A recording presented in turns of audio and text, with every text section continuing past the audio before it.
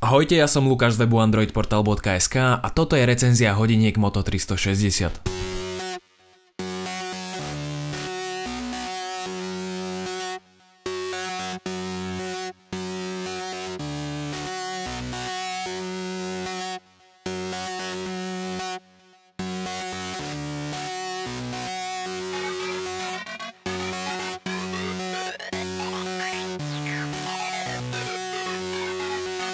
Keď som prvýkrát vyskúšal inteligentné hodinky, nebol som nadšený. Predsa len som bol viac zvyknutý na tradičnejšie hodinky, ktoré som rád nosil nielen kvôli tomu, že ukazovali čas a dátum, ale aj kvôli tomu, že pekne vyzerali. Prvé hodinky, či už od Samsungu, Sony alebo ďalších, toho síce ukazovali viac než dátum a čas, no na ruke pôsobili viac nemotorne než pekne. Hodinky Moto 360 sa to svojím vkusným dizajnom pokúšajú zmeniť. Dizajn bolo asi to prvé, čo ma k týmto hodinkám prilákalo. Áno, bežia na skvelej platforme Android Wear, no na rovnakej platforme bežia aj plastové hodinky od Samsungu a LG a k ním ma nepritiahlo takmer nič. Prvá vec, ktorá vás zaujme hneď po otvorení krabičky, je krásna okrúhla konštrukcia vyrobená z kovu, v ktorej sa nachádza 1,56 palcový displej s rozlíšením 320 na 290 pixelov. Hlavnou atrakciou Moto 360 je samozrejme displej, no k tomu sa ešte dostanem. Displej je uložený do kovového rámiku vyrobeného z nerezovej oceli. V ňom sa nenachádza len displej, ale aj všetky súčiastky vrátane procesora, pamäti a batérie. Dizajnéri a inžinieri Motorola spravili poriadny kusícko práce a hodinky sú vďaka tomu odolné voči vode až do hĺbky 1 metra po dobu 30 minút. Potápať sa tak s nimi nechoďte, no s kúpeľom či sprchou však nemajú absolútne žiaden problém. Samotný remienok pôsobí kvalitne a ponúka možnosť nastavenia veľkosti, vďaka čomu sadne na zápestie asi každému. Ja mám relatívne veľké zápestie a preto naň sadli ako uliate. Keď som ich dal vyskúšať mojej mame, prvý komentár bol mierený práve na veľkosť, ktorý sa jej nepáčil. Ženy sú zvyknuté na menšie, minimalistickejšie hodinky a preto si ich pred zakúpením treba vyskúšať.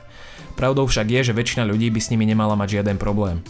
Na zadnej strane sa nachádza snímač rýchlosti tepu, ktorý pri meraní svieti na zeleno. Dobrou správou je aj to, že Motorola sa rozhodla pre bezdrôtové nabíjanie, vďaka čomu sa na hodinkách nenachádzajú žiadne ďalšie nevkusné otvory. Motorola Moto 360 má skutočne krásny displej, no nie je zblízka. Možno sa teraz pýtate, čo to ako znamená. Faktom je, že ak sa na hodinky pozeráte z diaľky približne 30 cm, teda podobnej diaľky, z ktorej by ste sa pozerali na klasické hodinky, neuvidíte ani jeden pixel, len krásny displej plný farieb. Hodinky Moto 360 však nie sú obyčajné hodinky a preto som sa pristihol, že som študoval, čo bolo napísané na displeji oveľa podrobnejšie. Či už to boli nastavenia, rýchla notifikácia alebo e-mail, hodinky sa pri mojich očiach ocitli oveľa bližšie než tradičné hodinky. Práve pri takomto podrobnejšom študovaní textu je okamžite vidieť, že displej by mohol mať aj vyššie rozlíšenie. Vďaka tomu, že sa Motorola rozhodla pre technológiu LCD, si text na hodinkách prečítate aj na priamom slnku, čo je nepochybne veľké plus. Displej ponúka kvalitnú reprodukciu farieb, slušné pozorovacie uhly a celkovo sa mu až na nižšie rozlíšenie nedá čo vytknúť. Obrovskou výhodou je aj zahrnutie senzora okolitého osvetlenia, ktorý reguluje jas displeja. To ostatným hodinkám chýba a aj vďaka tomu dokážu hodinky Moto 360 s batériou zaobchádzať oveľa opatrnejšie. Nemôžem nespomenúť čierny pásek na spodnej strane displeja, keďže na ten sa ma pýtali už mnohí. V tom čiernom pásiku sú totiž uložené všetky nutné spojenia s displejom, digitizer a dokonca aj snímač intenzity okolitého osvetlenia, ktorý reguluje jas displeja. Motorola vyrobila aj prototyp bez takéhoto pásiku, ten mal však oveľa hrubší rámik a osobne som veľmi rád, že si zvolili práve tento dizajn. Platforma Android Wear je navrhnutá tak, aby vyzerala takmer identicky na všetkých zariadeniach a Moto 360 nie je žiadnou výnimkou. Aj napriek tomu je na Moto 360 niekoľko rozdielov. Prvým obrovským rozdielom je opäť okrúhly displej, na ktorom museli vývojári zobraziť používateľské rozhranie, ktoré je určené pre štvorcové respektíve obdĺžnikové displeje. Aj to bola jedna z mojich obáv používania okrúhlych hodiniek, ktorá sa mi našťastie nepotvrdila. Drvivá väčšina prvkov sa zobrazí pekne, ale len vo veľmi malom počte prípadov som mal problém prečítať, čo je na displeji napísané z toho dôvodu, že som to čítal na okrúhlom displeji. Problém som dokonca nemal ani s dlhšími mailami, ktoré som pohodlne čítal bez nutnosti vytiahnutia telefónu z vrecka.